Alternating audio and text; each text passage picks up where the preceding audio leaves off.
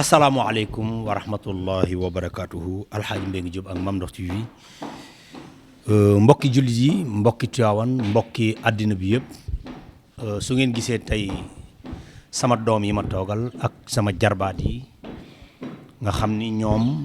ci seen solidarité ak ci seen mbaax seen benn xarit seen benn mbokk bu ñu bokkal école moo feebar bi xaw a jéggi dayu dépassé ay mbokkam dépassé ay parents ñoom ñu jug ci seen bopp sol seen dàll fas yéene koo defal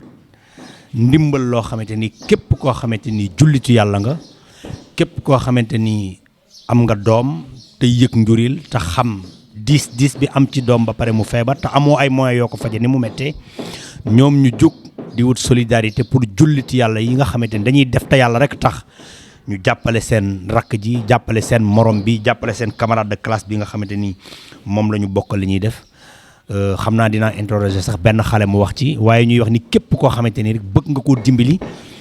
ci opération bi mu war a def am na benn numéro bu ñuy joxe boo xamante ni mooy 78 517 28 24 di numéro waajuram ñu bëgg képp koo xamante ni rek bëgg nga ciy def ndimbal lillahi wa rasulihi nga jàpp ci yónnee Wave wala Orange mu ne ci numéro boobu ngir pajam muy 78 517 28 24 du ma ci sori xam naa damay jox compagnon de classe am bii rek mu wax ñu exactement naka la feebar bi demee maa ngi lay ziar. salaamaaleykum maa leen nuyu yéen ñëpp di leen sant comme ni ko tonton El Hadj waxee rek suñu benn camarade de classe la mu ngi tudd Bator Gueye ren la war a def examen te dafa feebar.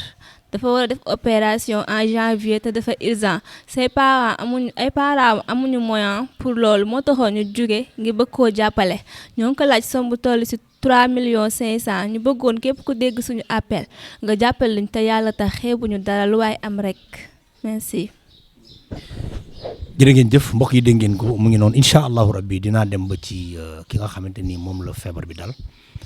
wan leen ko nga xam ne lu sérieux la vraiment comme niñ ko daan defee appel bu ma fi mës a def ci ku feebar yéen a ci mën yéen a ci gën a jàmbaare am na defkatu yàlla yoo xam dañuy def te duñ bëgg ku leen xam am na ñoo xam te ni ay jàmbaar yi fakk tëdd lañ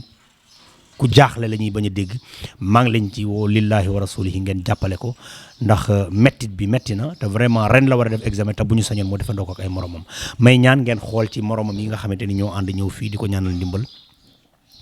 ci barki Seydina Muhammad ngeen jàpp ci bu baax ñu ngi leen di sant bu baax di leen gërëm alxaaj Mbengue Diop ak Mame Ndokh TV jërë ngeen jëf